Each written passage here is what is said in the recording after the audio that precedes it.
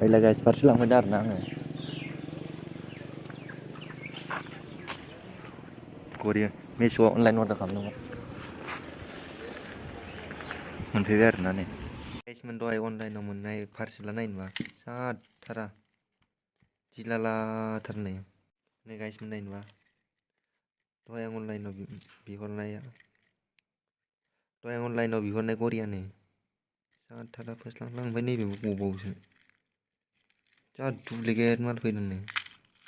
नैबेबो गयो बेखौ नायनो हागोन गयो आरोना नै